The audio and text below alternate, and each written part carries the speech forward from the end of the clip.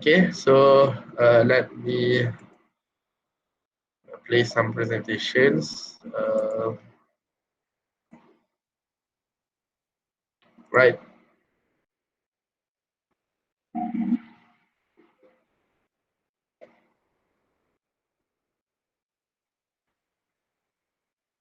Okay, can everyone see the slide?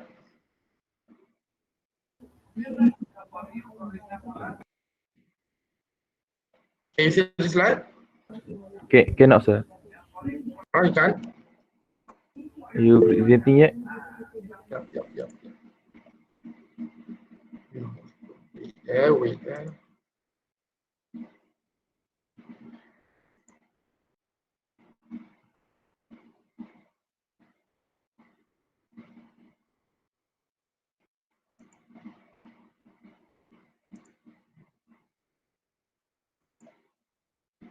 How about this? Can you see the slide? Yes. Yes, sir. Okay, Yes. thank you for feedback. Okay, so all right, so this is the first chapter for your PHY 098. This is will be the electric charges, forces, and fields. So this is Foundation Physics 2. Please remember your code for physics, which is PHY 098. Okay. And this is the units of chapter 15. Okay, the chapter 15 will be the chapters on the survey textbooks. Okay, the survey textbooks will be chapter 15. Right, so we will be discussing about electric charge, insulators and conductors, Coulomb's law, and some of the Coulomb's law is actually quite long. And then we will continue it into the electric fields, the electric field lines, and until the electric flux. And that will be the end of the chapter 15. And for your information, we will cover chapter 15 on 2 weeks' time. Okay, if I can manage to end it with just 1 week, then maybe I can continue with another chapters. Okay, but we try to do it. All right, so this should be the learning outcomes of these chapters, which the student should be differentiate the type of charge, explains the charge separations, okay, state definitions of insulators and conductors, and state the Coulomb's law and sketch the force diagram. Okay, it will be very important for you to be able to draw out to sketch the force diagram. All right.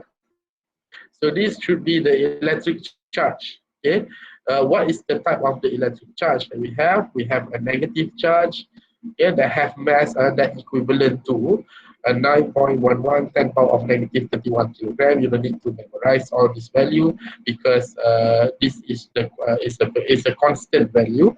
Okay, and however, you need to know, you need to remember, you need to know the magnitude of the electric charge. That is 1.6 10 to the power of negative 9 C. C stands for Coulomb. Okay, the unit for electric charge is C. Coulomb. Okay, Coulomb. Okay, this is electric charge. And that is negative charge. However, we have a positive charge. Okay, the positive charge we have a mass a little bit greater or a little bit heavier compared to a negative charge. And looking here, 1.6 times the 10 power of negative 27 kilogram. When you compare to negative charge, okay, you can see there are four levels up compared to 10 power of negative 27 and 10 power of negative 31. Okay. And of course, we have neutral. Okay, neutral, atom is neutral. Okay, we got which some small dense nucleus with a positive charge surrounded by a cloud of the negative charge. So normally, when we talk about atom, okay, we talk about a specific charge or specific atom. We are saying that we can say that the nucleus, okay, the nucleus is exactly what is positive charge all about. A nucleus, okay, we can say that it's been surrounded by a cloud of negative charge. So it's like the orbiting, the negative charge is like orbiting the nucleus. So we can say that is the charge, the type of charge that we are talking, right? And of course, when we talk about neutral, we can say that the negative and the positive charge is actually the same, have the same value. Okay, so this should be the effects of electric charge. Okay, when we try to do some rub on a piece of fur. Okay, so at first if we have an uncharged amber rod like this, uncharged amber rod, okay, which means if we have a piece of paper, just a piece of paper, we don't, okay, this actually have no effect on the bits of paper. Okay, if we try to get the rod near to the bits of paper, you can see nothing. You may see nothing happens for an uncharged amber rod. But what if we try to rub an uncharged amber rod, okay, to the fur? Okay, fur is bulu lah, okay. We try to do some, okay, rubbing the uncharged of amber rod to the fur, and what happened? Okay, we can see we transfer the charge to the rod. Okay, that is why when we rub the amber rod to the fur, we actually try to do some charge exchange. Okay, we try to transfer the charge. Okay, from where? From fur to rod. And if you know, an uncharged amber rod, if we are saying now, it's like maybe there are two scenarios for uncharged amber rod. Maybe there is no charge, but it's not impossible. It's not really possible it's not really possible for any materials that have no charge at all. Okay, so basically for uncharged amber rod, maybe, okay, the second scenario will be it's like a neutral rod. Neutral rod, what I'm saying just now, if a positive and a negative charge have the same value.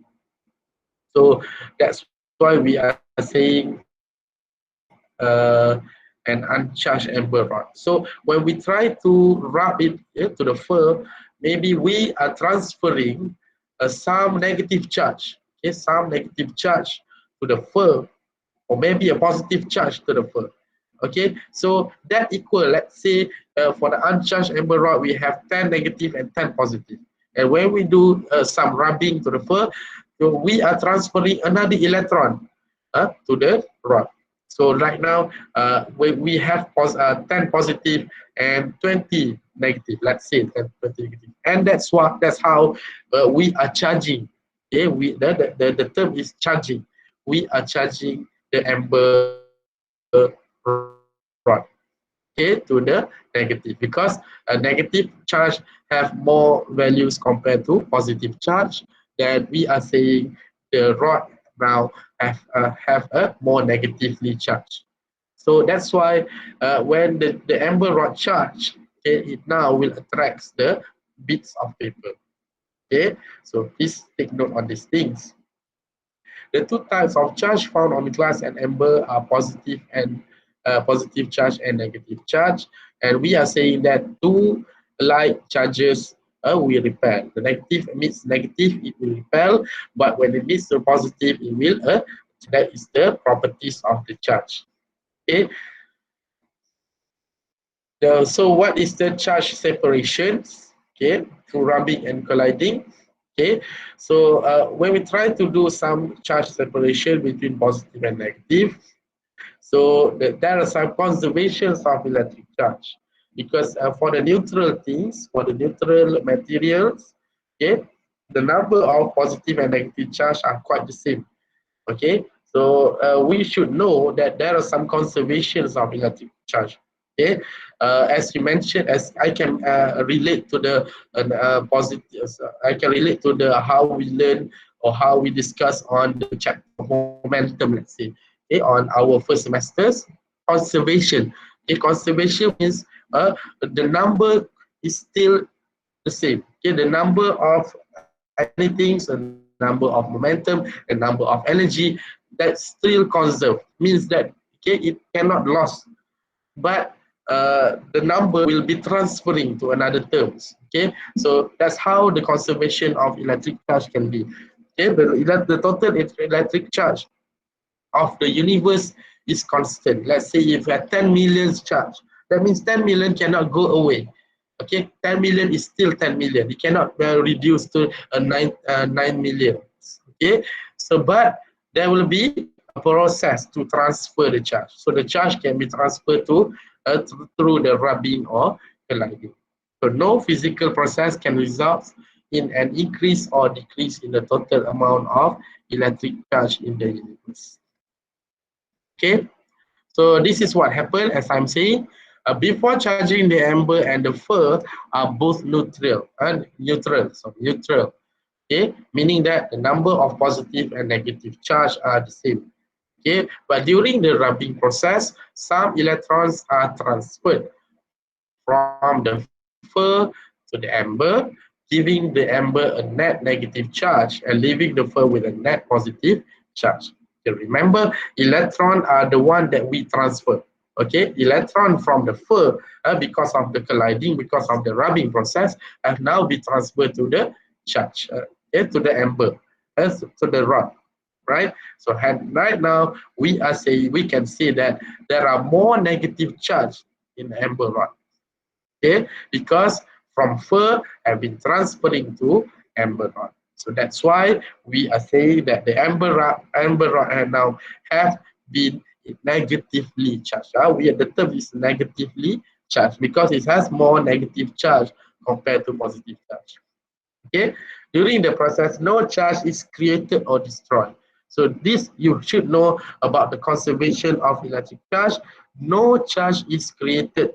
Okay, we cannot create the charge. It's Allah already created the charge. Okay, and we cannot destroy the charge. Okay, but it has been transferred. Okay, you want to ask me anything? Is it okay? Okay, sir. Okay, sir. Okay, great. Yes, sir. Thank you. So let's continue. The electric charge is quantized in the unit of E. Okay, E means electron. Okay, charge on the electric and on object can be a positive or minus E. Okay, and so on, but never will be 1.5. That's how the quantized means. Meaning that if we have charge, okay, we have charge. Okay, the electric charge is quantized. Okay, it comes with the number, numeric value, but it cannot be a decimal value. Okay, but later on we'll see on the questions, on the problems, that maybe there will be times that we can see that will be the electric charge. It happens to be in decimal point. Okay, but that's later on. Okay.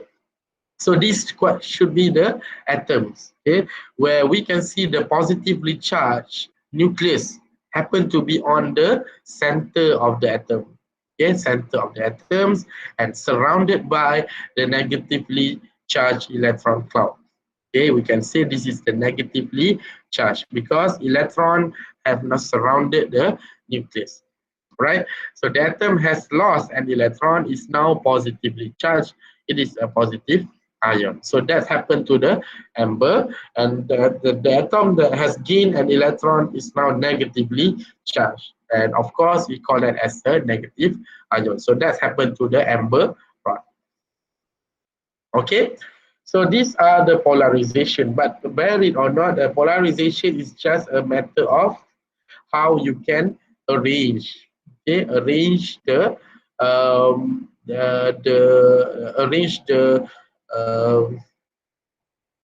atom so that it will comply to the one that the properties of the atoms. Perhaps, okay, positive, when it meets positive, it will always repel.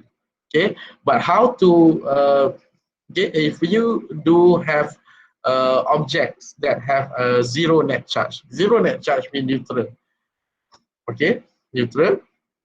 So that's how when we have a charge of a positively charged amber rod like this, and we try to get it nearer, try to do a nearer objects that have a zero net charge. Zero net charge means the number of positive and negative are the same, so it will arrange like this. The positively charged on the object, that have zero net charge, will be arranged so that the positive charge will always be at the far side compared to at the near side of the material. When we try to get the charge of the positively the charge or rod of positively charged, okay, try to get nearer to the object that have a zero net charge. That's called as polarization. But remember the terms of polarizations, okay? Maybe you can learn later in the other chapters about polarization. So please bear it, because the polarization is how you try to arrange, try to do some arrangement to the atoms, perhaps, okay, to the situation so that it will comply, right? So these are the insulators and conductors. Okay, you learned it on your secondary school, maybe on in your primary school, perhaps. Okay, where we have a conductor, we have an insulator, and we have a semiconductors. Okay, a conductor, of course, with a material whose conduction electrons are free to move throughout. Most metals are conductors, where an insulators, a material whose electron seldom move from atom to atom. Okay, most insulators are non-metals. Please bear it on in your mind. But insulators, of course, also contains electron and positive charge. Okay, positive charge and negative charge. Okay, so that due to the conductor. Conductor also have charge. Insulator also have charge.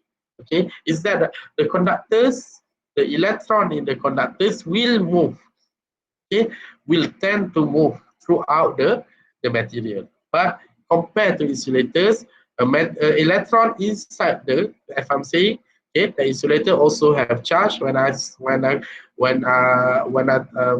say charge, you have to remember positive and negative. Okay, so negative stands for electrons. Okay, so electrons, okay, that seldom move, okay, cannot move freely inside the insulators. That's why we call it as insulators. But we can make, okay, an insulators become a conductor through what? Through a semiconductors. Okay, what is the properties of semiconductors? Okay, we tend to make that insulators, an electron of the insulators throughout some chemical composition and some process, so we can make insulators become conductors.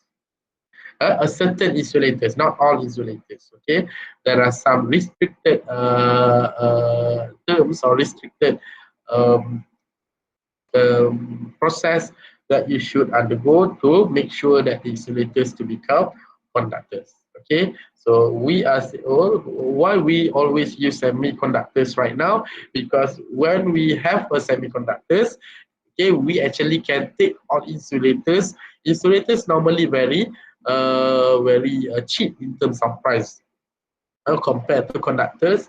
Okay, from saying examples of conductors like gold, silver, a very expensive things. Okay, very expensive materials. So that's why we cannot have a 100% conductor inside our electrical system, because right now this material is quite valuable. It tend to be stolen or what. So we need to do some semiconductors. We use some insulators. Okay, we do some process, chemical composition like that. Let's do some process to become semiconductors. That's why the semiconductors can make insulators become conductors. Okay, if a charged rod is brought in contact with a metallic sphere, okay, the charge from rod is transferred at the point of contact. Okay, if a charged rod is brought in contact with a metallic sphere, so these are the metallic sphere. This is the metallic sphere that this is a conductor. Okay, the charge from the rod, okay, meaning that from this rod is transferred at the point of contact. So at the point of contact, there will be, so where we touch the sphere, so all the charge from the rod will be transferred to the conductor. Since the metallic sphere is a conductor, the transfer charge then spreads over the entire surface of the sphere. Okay, so remember, conductor, okay, the electron inside the conductor will move freely. Okay, so that's why it will spread the transfer charge over the surface of the sphere. Okay, all right. This is two process of charging by conduction and also charging by induction. Okay, so conduction first. Okay, but how to do a charging by conduction? Okay, again, conduction means touch. Okay, consider a negatively charged, okay, a rubber rod. Okay, rubber rod brought into contact with an insulated neutral conducting sphere. Okay, so we are saying now both are insulators, but both contain charge. Okay, rod contain a lot of negative charge, while for the sphere it contains a neutral, meaning that equal number in positive and negative. Okay, the excess electron on the rod right now repels the electron. So first of all, you look at the picture A. When we try to bring the rod get nearer to the neutral sphere, so it will arrange like I'm saying the polarization. It will make a polarization. It will try to arrange the proton and electron so that the proton will be nearer to the surface where we have a negatively charged rod. Okay, because negative and positive it will attract each other, but negative and a negative charge, okay, can easily repel. So that's why negatively charged will be up at the very far side of the sphere. Okay, duduk jauh di sebelah ke belakang before the contact. Okay, before the contact. So on the contact, so when we touch, okay, when the rubber and rod touch the neutral sphere, what happened? Okay, some electrons on the rod are now able to move onto the sphere.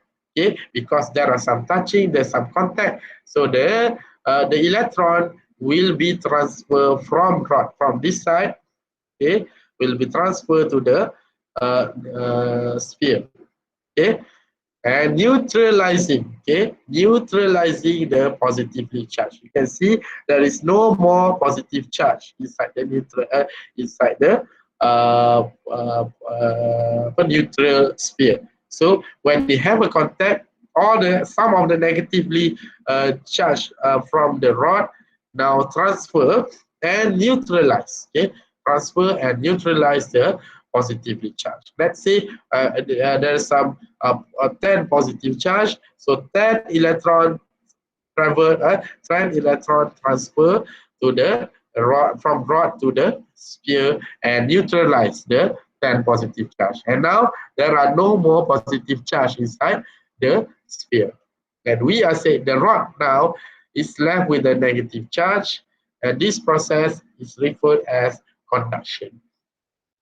The object being charged in the process is always left with a charge having the same sign as the object doing the charging. So we are saying now that the rod and the rod and also the sphere have now been charged with the negative, and also we can call it as a negatively charged. So this is quite a process. Okay, remember charging by conduction must have a contact, mesti sentuh. Okay, yang paling penting it must touch. Okay, touch the surface, touch the material, so that it will neutralize the opposite sides of the charge. Okay, let's look at the induction. Okay, let's look at the inductions. Okay, let's say if you do have a neutral sphere. Okay, Yeah. Okay. Should I recall that the neutral sphere have the positive and equal number of positive and negative. So what happened is when we try to bring on the negative amber rod, okay, negative amber rod like this, and what happened? It will do some polarization, and of course, it will arrange the neutral sphere to the one that the positively charged will move nearer to the near side of the amber, and of course, the negatively charged. You can see the negatively charged have now been uh, pushed away from the negative charge, and of course at the far sides of the neutral sphere. The number is still the same, but what happens? This is the charging through induction. Induction means no contact. Okay, the negatively charged rod are just getting near to the sphere. Okay, not touch the sphere. Okay, it's will comparable to conduction, charging by conduction. The charge, the amber rod touch the sphere, but this one, the amber rod did not touch the sphere. It's just try to arrange. It tries to do some polarization, try to arrange positive and negative charge like a separate things. And of course, from this part, okay, we bring on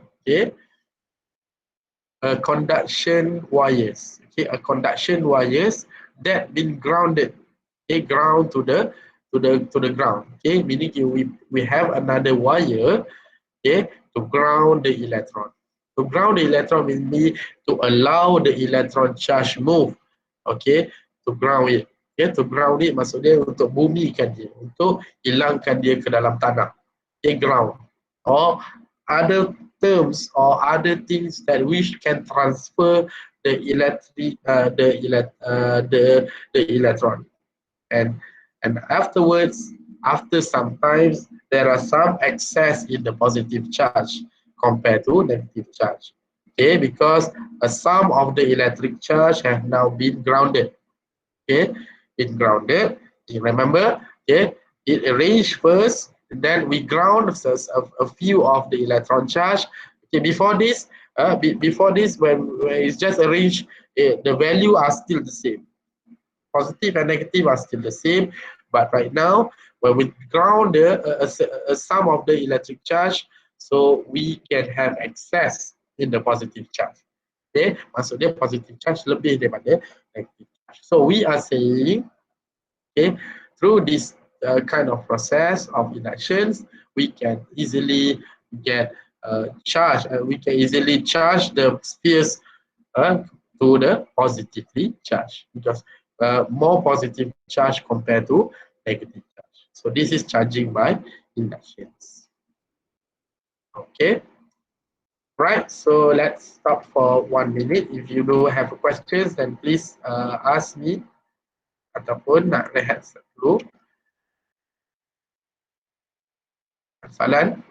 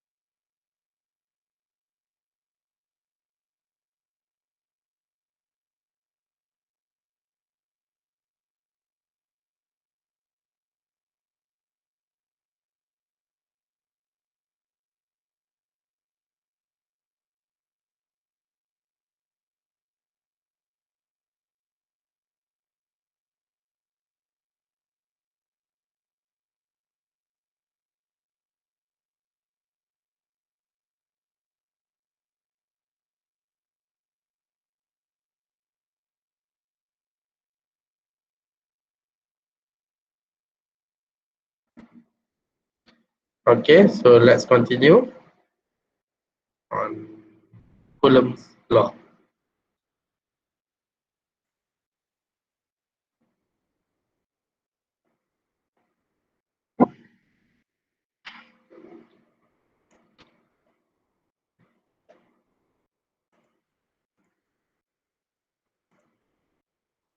Right? Can you see the slide? Yes, sir. Yes, sir. Yes, sir. Okay, thank you. Right? So this is Coulomb's law. Okay, this is we talk about electric charges as it's of where we have two electric charge. Okay, so the Coulomb's law is saying that force between the 2 point charge. Okay, or force between the 2 point charges, and we can easily get that charges, okay, between the two charges. Let's say if you do have, okay, one charge, one charge and another one charge. So there are some forces between these two charges. Okay, forces between two charges. So that's why that's how you see that from the Coulomb's law, F equivalent to K, which have 8.99 10 power of 9, okay, times with magnitude of charge Q1. So let's say this is Q1 and also this is Q2.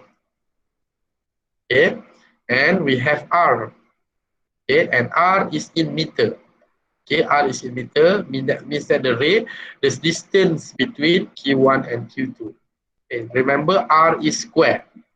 Okay, R is square and then should be in meter, because if you can see here that F equivalent to KQ1 over Q2 over R square. Okay, the K, which is the constant value, the force constant, is have N M square over C square. Okay, N, okay, M square over C square.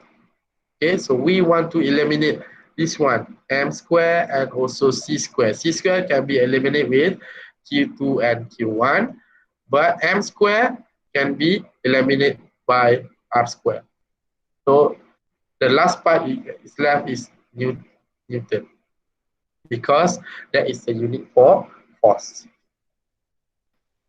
Okay, the unit for force. So the force is along the line connecting the charge and is attractive if the charges are opposite and repulsive if the charges are like. Okay, so this should be the one that we should talk now, the forces between the 2 points. Okay, if you mention, if you do have things like this, okay, let's say you have Q1 and Q2, okay, but you have both are positive charge, so we can say that the force you have two forces, okay, between each other, but are equal in value but not the directions. Equal in value but not the directions. You can see here at Q1 you have F12, okay, F12, and at the Q2 you have F21. Okay, but this is not my latest notes. Okay, the one that we should write now is F equivalent to F21 on this side, and on this side should be F12, because I will follow uh, I will follow the terms that your survey textbook use. Okay, so this is from another books, right? A Walker books. Yeah, you should follow the terms of at the Q1. The force at the Q1 will be F21. Okay, what is F21? F1 from Q2. Okay, the net force of Q1 on Q2 by Q2. Sorry. Okay, net force on Q1 by Q2. So F12 is also the same, but the arrangement is just a matter of how you write down the F21 and F12, right? So don't get confused because this is not my latest note. This note is based on another books, a Walker books. How they write down is just at Q1 they use F12 and at Q2 they use F21. Okay, because it's only 1 and 2. Okay, 1 and 2. So itu yang dipakai dulu. But for your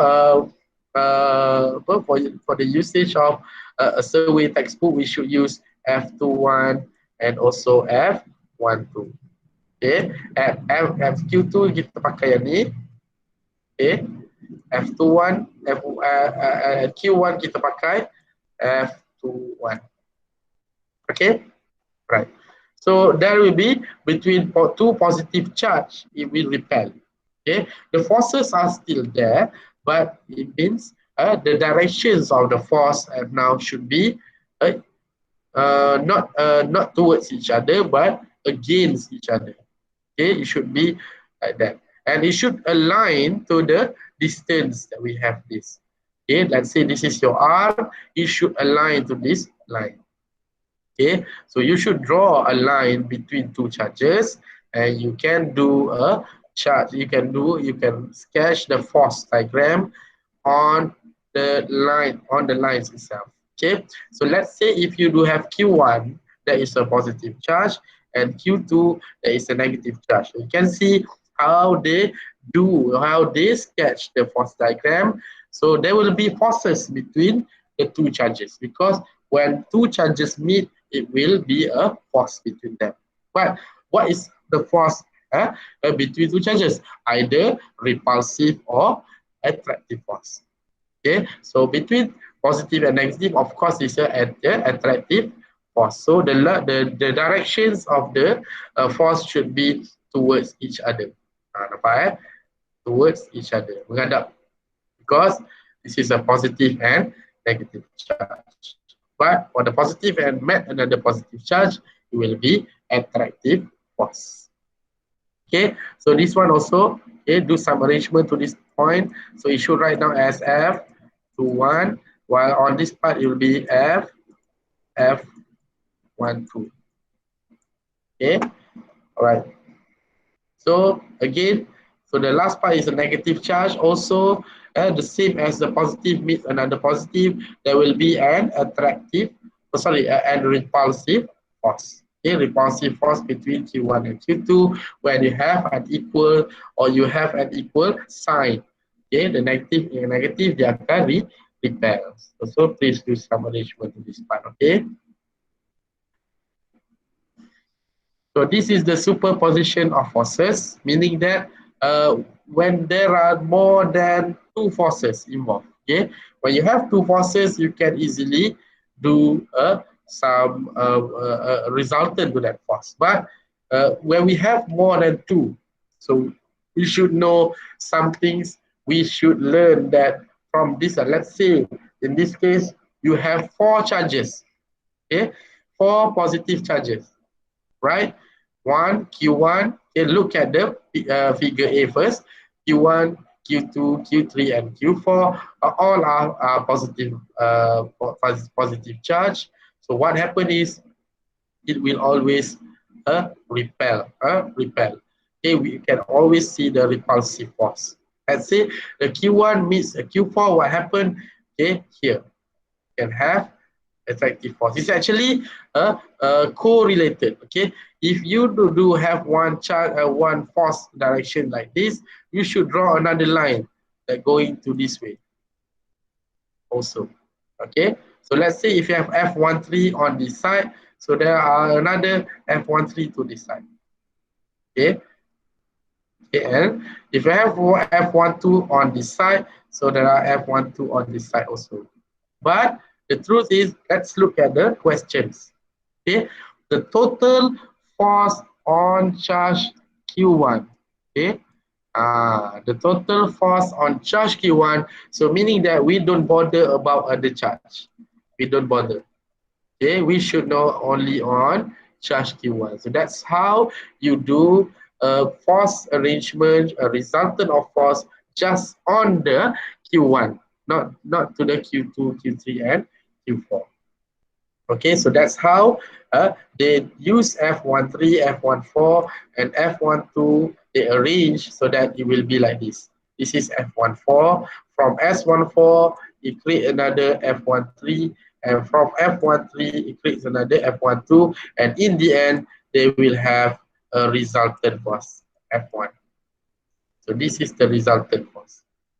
Okay, so we can actually, okay, please remember, it just, okay, at your level, there will be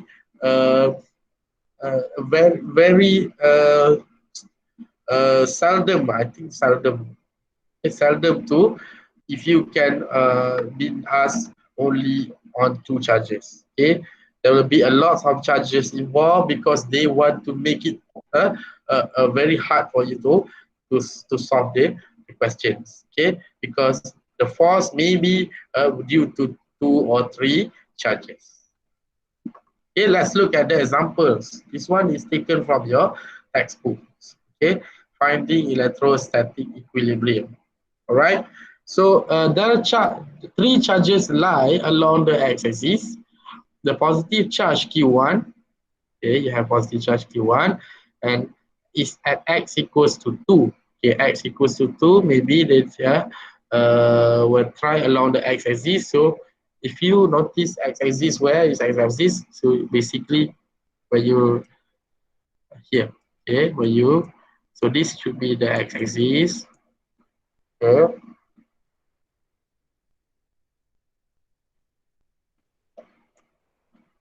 Right, so let's say this is 0. So let's say 1, and this is 2. Okay, so the positive charge Q1 will be at x equals to 2. So this should be the positive x. Okay, that happens to be 15 microcoulomb. Okay, 15 microcoulomb. And the positive charge Q2, okay, 6 microcoulomb is at the origin. Okay, it's at the origin. So origin 1 sini. Okay, yang ni 15, 15, ini 6. Okay. Alright, the question now is, where must a negatively charged Q3 be placed, okay, on the x-axis so that the resultant electric force on it is 0? Kat mana nak letak dia? How?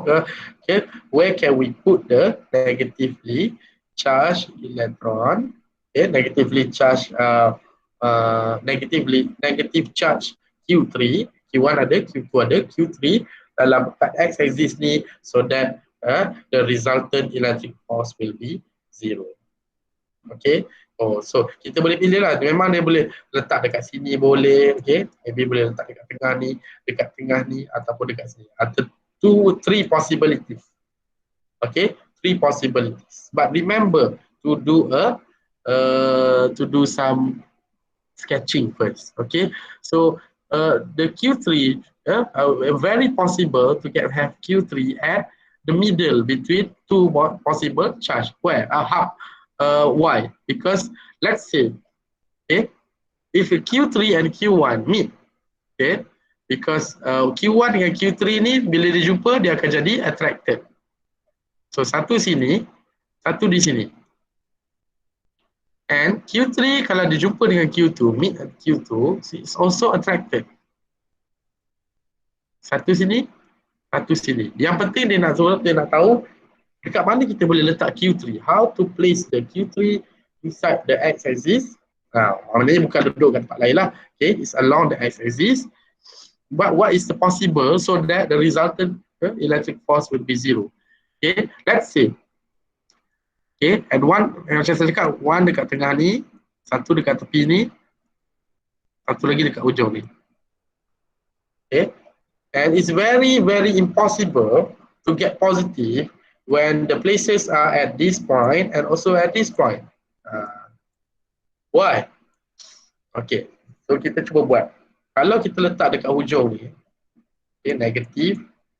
Okay, bayangkan nanti dia akan jumpa dengan Q2 positif and another positive kat sini, Q2. So there will be an attractive force to this side on this part. Okay, and Q yang dekat sini jumpa dengan hujung ni, dia akan duduk dia akan atraktif juga. So dua-dua menghadap ke sebelah kanan. So bila dua-dua ke sebelah kanan, okey, tak possible nak dapat kosong. Sama juga dengan yang dekat sini. Tak boleh nak dapat kosong. It's very impossible to get zero. So the only place that you can have a resultant zero will be at the middle between two positive charge, which is here. So dekat situ lah kita nak cari dia punya x, dia punya jarak dia. Okay, because the answer is B. Where must a negative charge Q3 be placed on the x-axis so that the resultant electric force on this it is 0. So you can write down as this one, F13x. Okay, F13x as I mentioned. Ini survey textbook, so tengok. Okay, dia gunakan dekat Q3 dia pakai F13, dekat Q1 dia pakai F31. Okay, F13 is a positive because its direction is going to the right. It's positive, nampak ya? 15 Q3 dan sebagainya. Sorry. Ni 15 micro, 10 power of negative 6. Okay. Q3 doesn't have value. Okay, and 2 meter minus x. Why 2 meters minus x? Because at Q1 is 2 meters. Okay, so this is 2 meters minus x, and this is x. So you can do a little bit of algebraic for equations like that. Okay, so 2 minus x, yang F23 pula, okay, negative, okay, x. Dia punya jarak hanyalah x. The direction is only x. Remember to square it. Okay, after using some algebraic equations, so you can have x equivalent to 0.77 meters from origin. Okay, 0.77 meters from origin. So that is how they use how they apply the Coulomb's law, but only in one dimension. This one without using any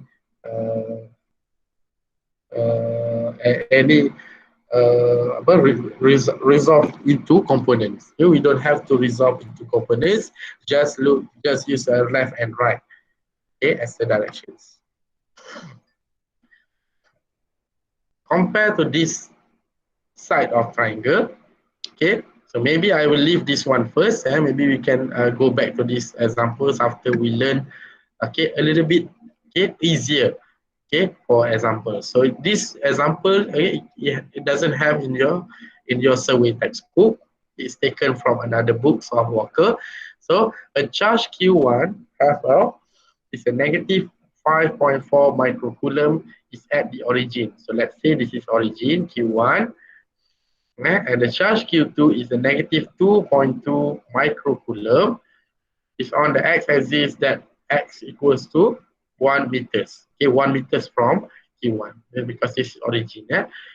Find the net force acting on the charge Q3, okay, located at x equals to 0.75.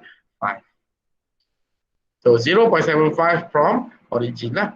Okay, so we know that Q1 and Q3 different dia ialah 0.75, while Q3 and Q2 different dia ialah 0.25. So in order to do that, we should know this one is just they want the net force. Okay, it doesn't want to get the distance ataupun nak cari dekat mana nak letak dia nak suruh cari. It's a very straightforward question where complying a Coulomb's law, remember K Q1 Q2 over R squared. But remember, okay, there are some negative and positive because force have magnitude and direction.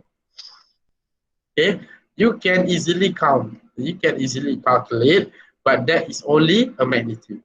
Direction is given like this part. Okay, that this part is given by the left and right, just left or right. Also on this case, they use X yang ada topi tu. X yang ada topi tu ialah direction, menunjukkan pada arah negatif X. Itu maksud dia. Tapi kalau digunakan, if you don't want to put the X yang ada a slightly unit vector X tu, so you just put the negative X axis. Okay, just mudah je. Negative X axis, so tak payah letak tu. So 0.14 Newton, direction dia negative X axis or to the left. Simple. Okay, to the left or negative X axis. So F32 is here. Okay. Okay, why they just calculate here? They calculate dekat Q3 je. Kenapa? Because in the question asks about find the net force acting. Okay. Find the net force acting on charge Q3. On charge Q3. Very important to understand. Maksudnya dia tak nak peduli apa dekat mana berlaku FF yang lain. Because we know, okay, on this side sebenarnya ada lagi satu ni. F ada kat sini. F ada kat sini juga. Tapi dia tak peduli. Dia nak ambil sahanya yang berlaku dekat Q3 sahaja. Okay. Dia hanya ambil dekat situ. Because the question asks about a net force acting on charge Q3 only. Okay. Doesn't bother about here. Doesn't bother about here. Tak nak tahu. Kita nak tahu kawasan tengah-tengah ni je. So that's how we can do a resultant force. Remember. Okay, when you do a resultant force, it's actually using the same concept as we learned on the force dulu. Kalau tajuk dalam semester 1 dulu, we learn about how to solve a force problem. Okay, remember, force is just a length that have units. Okay, length yang ada magnitude and direction. That is force. Okay, mana panjang yang ada magnitude dan ada direction. Panjang tu magnitude lah kan? Okay. Maksudnya panjang yang ada directions, yang ada arah. So inilah maksud dia. Okay. So force is a vector quantity. So maksudnya kena ada magnitude and directions. So boleh tak kalau kita tak letak negatifnya awal-awal? The answer is boleh. Tapi asalkan kamu faham. F31 tu dia menghala ke arah mana? Ke arah sana, ke arah kiri. So arah kiri mesti ada jawapan dia to the left. Dalam kes ini bolehlah cakap to the left sebab dia memang pergi ke kiri. Dia horizontal kan? Dia horizontal, dia memang pergi ke kiri. Okay, but there are some cases that we cannot put the negative just tulis dia. Sebab apa? Sebab dia ada angle. Okay, macam ni kita bolehlah letak dia to the left ataupun to the negative X. So dalam kes ini dia ada beberapa lah. First you have a unit vector. We can put an X like this, X dalam sistem, X, Y, and Z. Okay, maybe left, okay, right, top, bottom.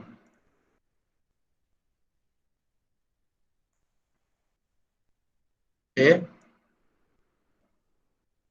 Bottom, left, right, top, bottom. Ataupun yang kedua, yang ketiga, kita boleh gunakan angle, theta. Theta equals to berapa? This is the some directions yang kita boleh gunakan. Okay, satu guna unit vector macam yang dia buat ni. Satu gunakan direction, left, right, top, bottom ataupun compass. Compass lah kan. Satu lagi kita boleh gunakan theta. Calculations of theta. Okay, theta macam kita buat dulu lah, nak cari direction kan, tangent negative 1, y over tangent y over x dan sebagainya. Okay, so the net force acting, so you have the 0.14 to the left and you have 0.51 to the right. So macam mana kita buat? Negative 0.14 plus 0.51, jawapan dia positive 0.37. So we know that the resultant of the Q3 should be to the positive x-axis ataupun to the right because the value is positive. That's how you answer the problem. Okay. So let's look at the superpositions, okay, of the three charge. Let's go back to this side. We look at here. So this is the examples of applying the Coulomb's law in 2 dimension. Okay, right now we do a 1 dimension only. Okay, 1 dimension. Now we are trying to encourage you to do some 2 dimension, because this should be your level of solving the problems using Coulomb's law. Okay, you must be able to solve the Coulomb's law in 2 dimensions. Okay, instead of 1 dimension, you must do a 2 dimensions also. Okay. So just look at the problem. Consider 3 points charges at the corner of a triangle, okay, as shown in figure.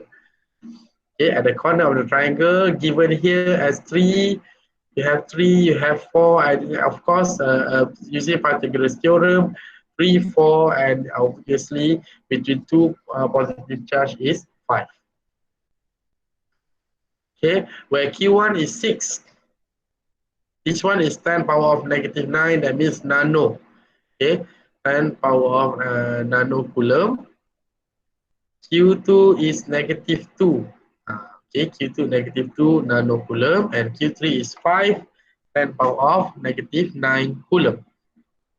Find the components of force exerted by Q on 3. Okay, so the type of this example is very good for you to understand and to know the process of how to solve the Coulomb's law applying for 2 dimensions. If you are given the examples like this, so what you can do is you can follow these steps. Okay, so number 1, what you can do is find the components of the force F23. Okay, why we need to emphasize on F23? Okay, so we should know at first we should be able to sketch the force diagram. Okay, let's do some quick force diagrams between these 3 forces, these 3 charges. Okay, Q1 meets Q2. What happened? It will make attractive force. Okay, attractive force like that. So this should be F2, 1, and this one is F1, 2. Okay, F21 and F12. Okay, between Q2 and Q3, there will be an attractive force like this. So F3, 2. This one is F2, 2. Okay, given here. What happened is for Q1 and Q3. Q1 and Q3 is a positive, meet positive, therefore it must repel each other. So kita follow ini lah. Kat sini.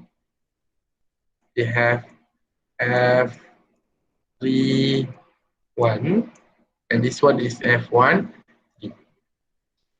So we have F2, 3, F1, 3, we have F3, 2, we have F1, 2, we have F2, 1, and we have F3, 1. So this is the complete sketching of the force diagram. But okay, look at the last part of the question.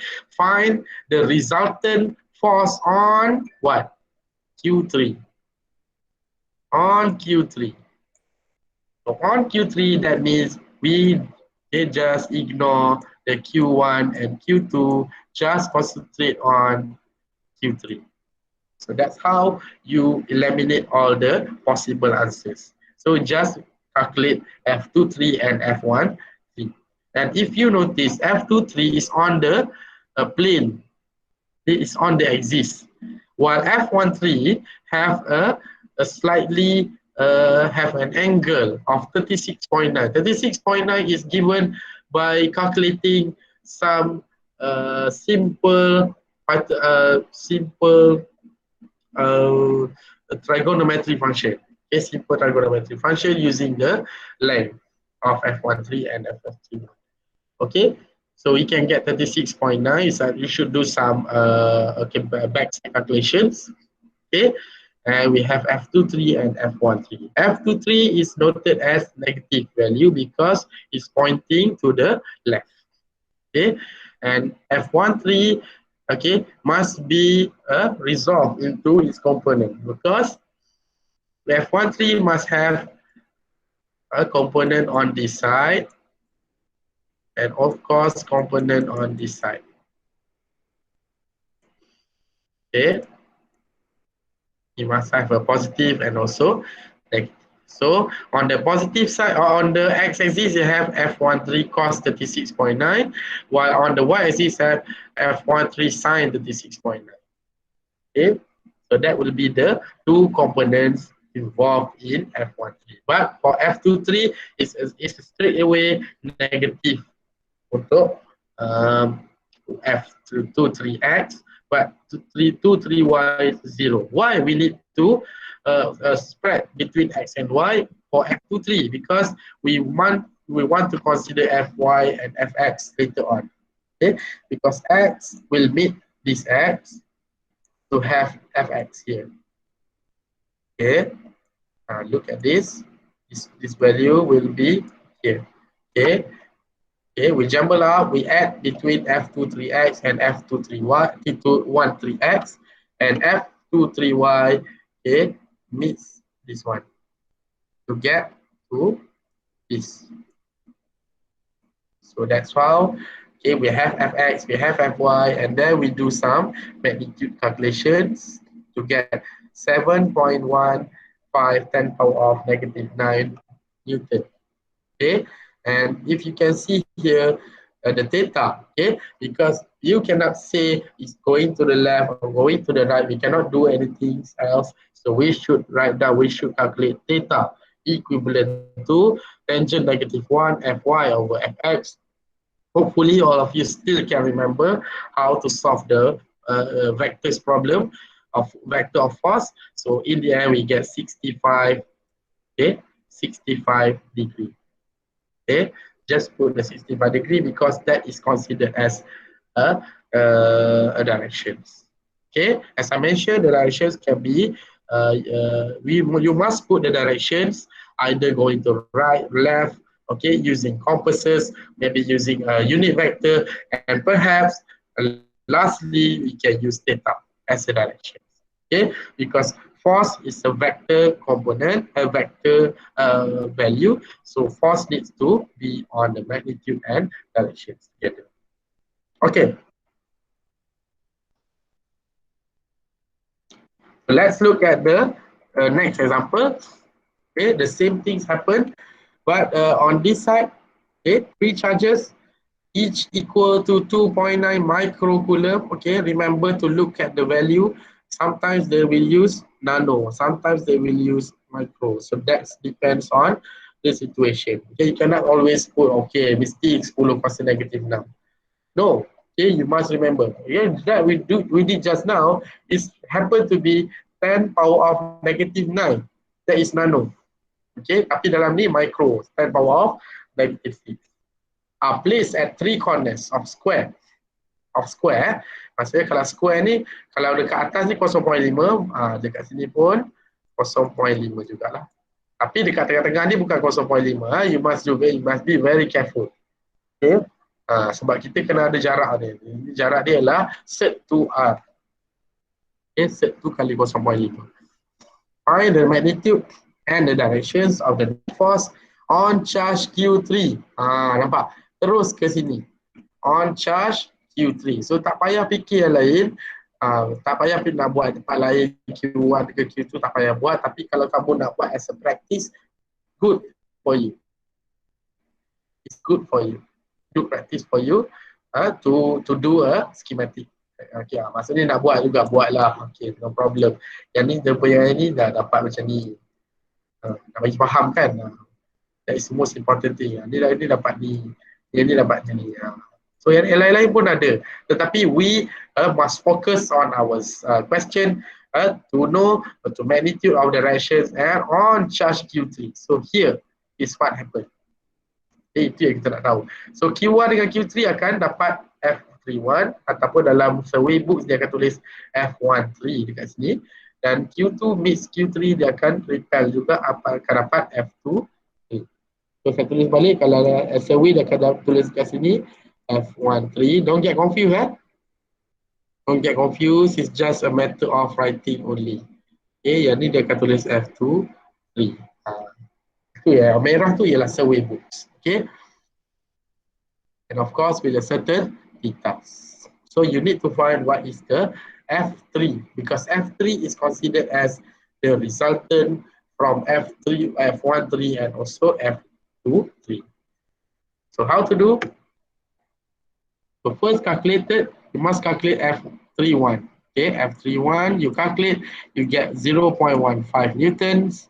Okay, and then you calculate F32, 0.302 newtons. Remember, at the all values should follows. Okay, R especially, R especially, don't forget to put square. A lot of students are doing the same mistakes over and over again. Tend to forget to put the square. Right? So F31, okay, and then using the value, then you can find what is the F31x, what is the F31y, okay, what is 23x and 23y or 32x, 32y, and then you jumble up the x meet another x, okay, and y meets y to get fx and fy. So there are is equivalent to 0.423 Newton, and using tangent -1, the direction is theta equals to 14.7 degrees. Okay, so it's always like that. All right, okay, you should know first sketch the diagram. Second one, okay, use your imagination to sketch the force diagram, and of course you should know which part of charge that they want to ask you, either Q1, Q2, or Q3, and maybe there are 4, so Q4 doesn't matter. Okay, please read the question carefully. Okay, please read the question carefully. Right? Okay, so let's stop there for some times. We can continue afterwards.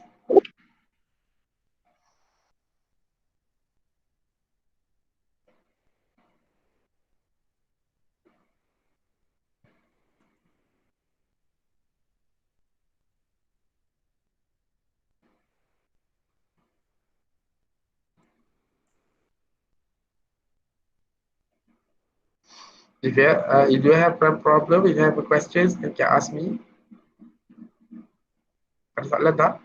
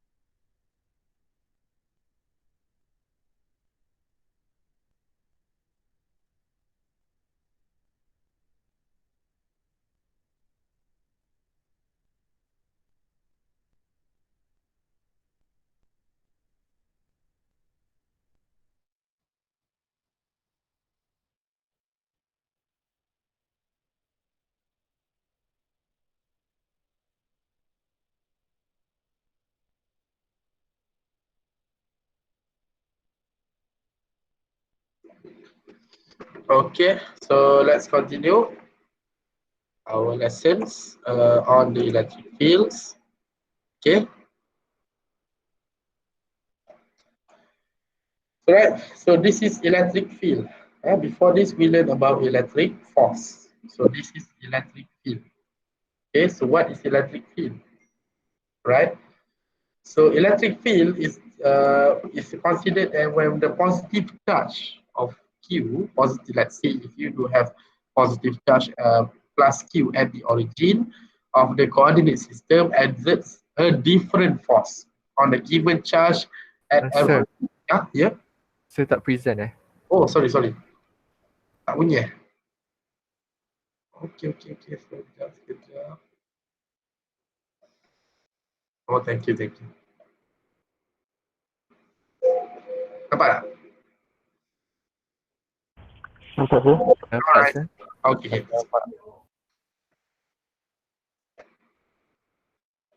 Okay, so next is electric field. Okay, before this we learned about electric charge and also electric force. So this is now electric field. Okay, different things, but still we are still applying electric force. A little bit of electric force, but right now we are talking about electric field. In Malay we call it as medan elektrik. Okay, electric force ialah daya elektrik. Okay, so sekarang medan elektrik. So what is medan elektrik means? Okay, it should be due to the, let's say, a force, okay, exerted by the positive charge at every point in the space. So let's say the Cartesian coordinate is, we call that as space, and we have a positive charge at the origin. Okay, let's say our origin is here, a positive charge, and at the origin of the coordinate system exert a different force on a given charge at every point in space.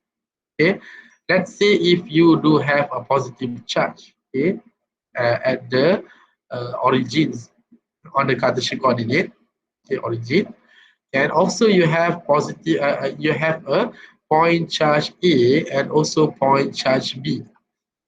Okay, together. Try to recall back the electric force. Okay, of course, electric force is due to the connection. Okay, due to the interaction between two charges. Let's say positive Q and also B, and also positive Q to A. But right now, we are applying electric field. Okay, what is electric field different from electric force? So we must see here. So this should be the definitions of electric fields. Okay, electric field is the force per unit charge at a given location. Force per unit charge at a given location, where E is equivalent to force per Q naught. Okay, Q naught is what? Q naught is the magnitude of charge, right? Q naught is the magnitude of charge, right? So Q naught ini kita namakan satu charge yang alone saja, satu je charge. So when we have force per unit charge, now we can have electric field. Okay, so electric field is the Newton per unit charge, Newton per Coulomb. Ini unit dia. Okay, electric field is the Newton per Coulomb. Okay, E equals to F over Q. E is a, kalau nampak dia hitam dia, is a bold. E is the vector quantity. F is also a vector quantity. So therefore, the electric field is also a vector quantity. Remember, electric field is a vector quantity. Electric force, yes, force is vector quantity. That means when we talk about force, it must come with the magnitude and direction. Where, okay, well, for the electric field, it must have a magnitude and directions also. So that's how the SI unit for electric field is the Newton per unit per Coulomb. Newton for force, Coulombs per unit of charge. Okay. Okay, if we know the electric field, we can calculate the force on any charge. Okay, That means if we rearrange the equations now, we bring up the Q to the E, so we can easily calculate force, okay, without using the Coulomb's law dulu. Okay, before this we use a Coulomb's law to get force. That's why, because we don't have electric field. But if we do have E, we do have electric field, and then you calculate the electric field, you just multiply electric field with the magnitude charge Q, so you can easily get force. Okay, so that is something you should know. So the directions of the force depends on the signs of the charge. Depends on the charge. So F is in the directions of the electric field for a positive charge. Okay, F is in the directions of electric field for a positive charge. So look here that the electric field is going to your right. Okay, this is a positively charged electron. Positively charged, positive charge. Okay, with the 2.8 microcoulomb charge. Okay, magnitude here. So also have force that is going, okay, to the directions of, follows the directions of electric field. Okay, follows the directions of electric fields. And for the negative charge, okay, F is in the positive direction, opposite directions of the electric field, because charge is negative. Well, for the positive charge, F equal E. For the negative charge, F akan against E. Nah, mudah untuk kita lah. Okay. And now we have a gravitational force. That means how can we relate between electric field to the equations, as I mentioned, in order to get the SI units of newtons per coulomb. Okay. So the electric field of a point charge is given, okay, due to the positive charge Q at the origin and radially outward. Okay, radially outward. How is outward? Okay. Perkataan outward tu saya boleh, okay, I can mention here like this. Okay. So we have a electric field of point charge. Let's say you have a positive charge at the origin, and a point charge. Okay, point charge ni sebagai Q naught. Okay, let's say this is a point charge. Lepas tu dia ada Q naught. Kan? This is the point charge. What is the point charge? Is a means of the, okay. The point charge is actually a test charge. A test charge that we want to know what happened if we try to bring the point charge nearer to the positive charge. Okay. Remember, a point charge is just a test charge. Kadang-kadang kita panggil the test charge. Okay, kenapa? Sebab point charge ni kita tidak ada letakkan dia sebarang charge, tetapi normally a point charge is a positive charge. Normally point charge is a positive charge, but a point charge is where we bring the you want to know the effects when we bring the point charge nearer to the positive charge. Ini positive charge dekat sini kan? Dekat sini. So apa yang berlaku? So positive, okay, as I say, okay, the point charge have a positive value, so it will do this thing. Okay, it will repel. Okay, the positive will repel. So does with the electric field. Kalau force, kalau dia jumpa dua-dua positif, dia akan repel. Repulse, dia akan tolak. Dia akan repel, dia akan tolak. So does with the electric field.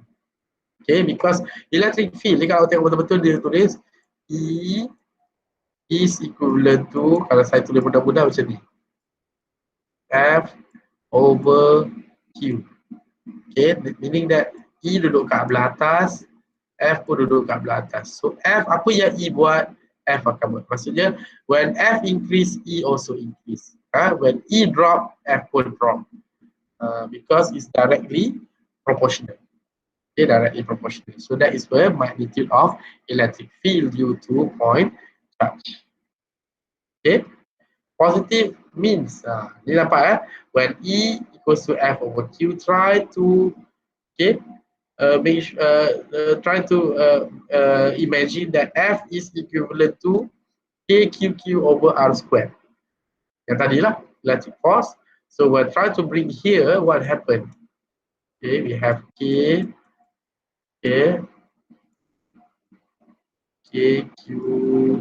Q1. In this case, Q. Okay, let's say this is Q1 and Q0. Okay, Q1 and Q0. Okay, over R squared over Q0. Okay, so meaning that we can easily calculate, we can easily cancel out Q0 and Q0, and therefore apa yang berlaku, kalau dia buat tu, dia akan dapat E equivalent to K Q over R squared. KQ over R squared. And remember, okay, for magnitude of force and field, okay, the magnitude of charge is always positive. Look here, why is always positive? Because it's been put on inside the bracket. Ada bracket dekat situ. Bila ada bracket, that means the value is always positive. But how come we get negative value? That is due to the direction. Okay, remember that is due to the direction. The magnitude is always positive for the force and field. Together, because Q here also considered as positive. Regardless of the value. Let's say if you put a negative value, so the negative when you put inside the bracket, okay, remember on the modulus, put inside the modulus, then the value should be always positive. And remember, okay, the distance between your charge and the point charge is considered as R. Okay, R is the distance, and the distance should be in meter. Okay, but remember you must be square. So now you have almost 3 equations to catch up. E equals to F over Q0, F equals to KQQ over R squared, and lastly E equals to KQ over R squared. This is produced by combinations of E equals to F over Q and also KQQ over R squared. Okay, right?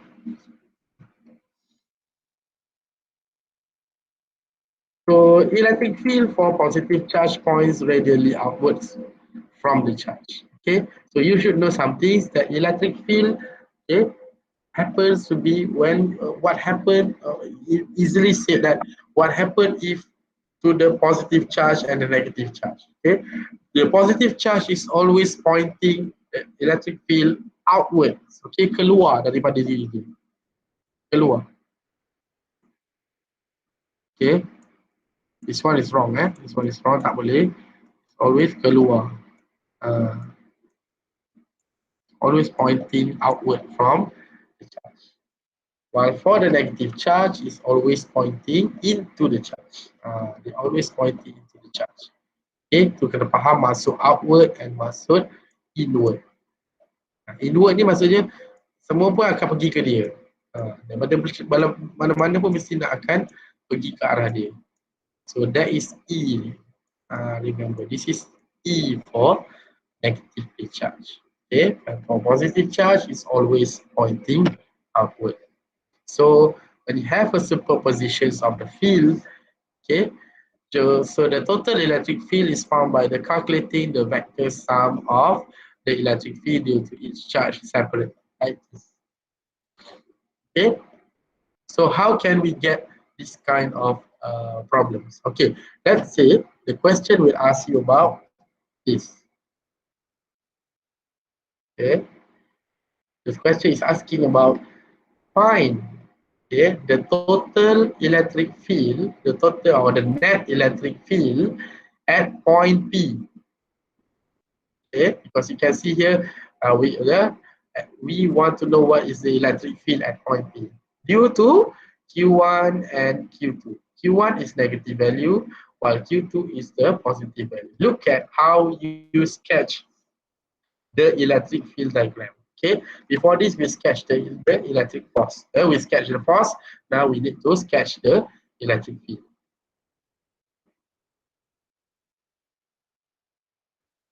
Okay, so let's look how you can sketch the electric field. So first of all, look at Q1. Q1 is the negative charge. So negative charge and mid P, remember P is the where? P is the point charge. Okay, point charge, CHA RGE. Okay, point charge is P and Q1 is the charge. So Q1 is has negative value, where P is the point charge, have D, distance D between P and Q1. So what happened is, remember the one that we did just now here. Negative charge, okay, the electric field is going into the charge, while for the positive charge is always going away from the charge. So that's how we can say that the negatively charged, the electric field should be going to this way. While for the positive charge at Q2, what happened is, okay, at point P, remember, okay, the P, as we will experience, the electric field is going away from the charge. So this is E2, this is E1, and you should find what is the E net. So you must do like we did just now. It's still the same because we need to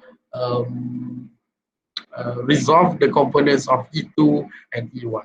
And of course, X meets X, Y meets Y. So we need to find what is the E net. Because E net is when we is the equivalent to the square root of, okay, E X square plus E Y square. The E net is equivalent to square root of EX square plus EY square. Okay, that you should know. Okay. Look at the examples 15.5. That is taken from your textbook. Okay, the charge Q1 is equivalent to 7 microcoulomb. Is at the origin here. Okay, 7 microcoulomb. And charge Q2 is negative 5 microcoulomb is on the x-axis. Okay. Question now is, find the magnitude and the directions of the electric field at point P. Remember, at point P. What is point P? Point charge. Okay, this is point P. Okay, so point charge. So we should know. We should do it. Okay, on point P. What happened to point P? So we should know what happened to point P when it meets Q1. Q1, remember, is positive. Is always outward. So from point P, not from Q1. From point P, you should draw. You should sketch E1 like this, like the one that we did just now. So this is E1. And what happened to E2? E2 is a negative, so therefore we should be going going towards the Q2. So now we should find what is E. Okay, so that's how you sketch a free body diagram, a force diagram, in order for you to understand the concepts of E1, E2, and also E net. So we want to find the E net. Okay, right? So this is E1. Okay, you should calculate first the E1. So you get 3.93 10 power of 5 Newton per Coulomb, right? Look at the unit. You must use the correct unit. So E1x, okay, E1x, because it's in the y direction, so E1x will be 0. So E1y, 3.93 10 power of 5. E2, okay, E2, you must resolve it to the components because it contains theta, a little bit of theta over here, component. So you calculate first the E2. Anyway, okay, any kind, okay, when you start to do something, just calculate E1, E2 using the equation. E equals to KQ over R squared. You know what is K, you know what is Q, and you know what is R. Just calculate it. Okay, and then try to slowly try to recall back what you can write down when you want to resolve the component. Okay, hopefully there are no problems in terms of component resolve. Okay, from all of you. So here we calculated here theta we can get as the value of theta. So from the side calculation will be 0.6. Okay, 0.6. So E2x is the E2 cos theta. So therefore, the answer will be 1.08 10 power 5 Newton per Coulomb, and E2y is towards the bottom. Okay, so you should put the negative 0.8. Okay, sin theta is 0.8, so sin theta is over here, then 0.8, so you can get negative 1.44 10 power of 5. So right now, try to jumble up the equation E1x plus with E2x, while E1y plus with E2y.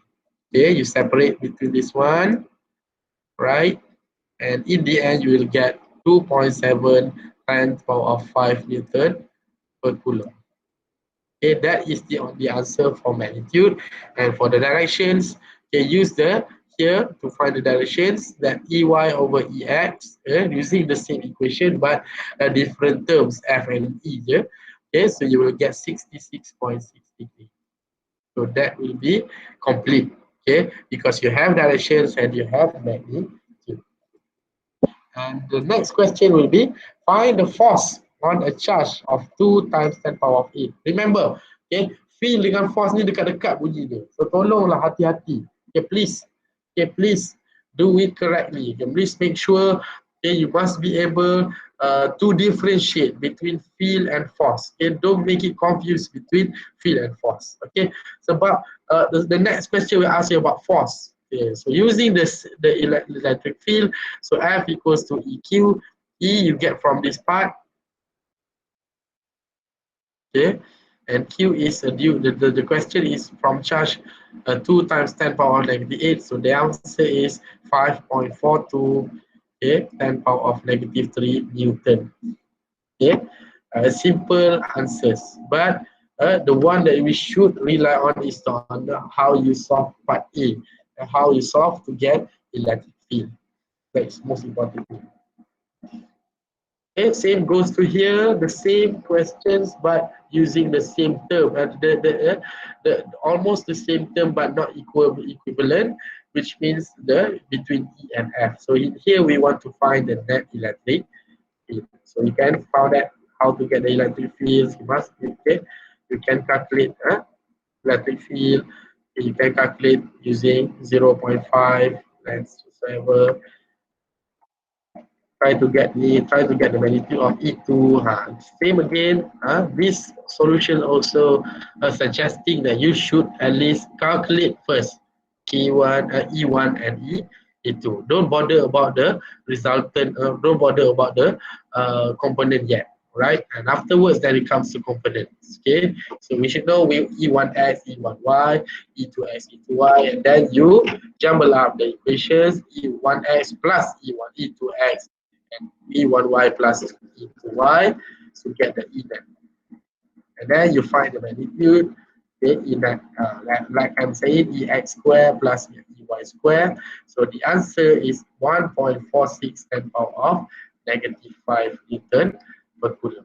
And the direction is given by tangent negative 1, EYX divided by EY divided by EYX to get 14.6 degrees.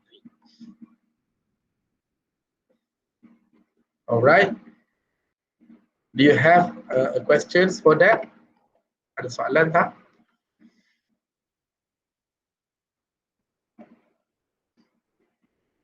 Do you have a question?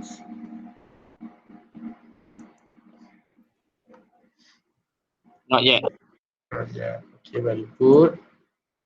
So I think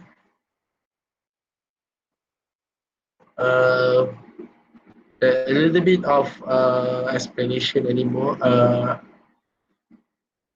I think okay. Lagi tak.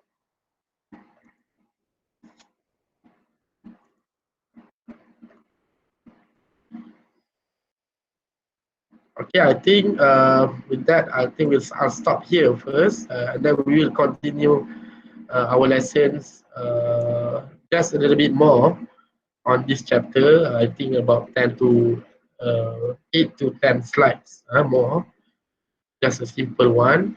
But I think I've covered the most important thing, which means the electric charge and electric field. Okay, so with all, I say if you don't have a questions, if you don't have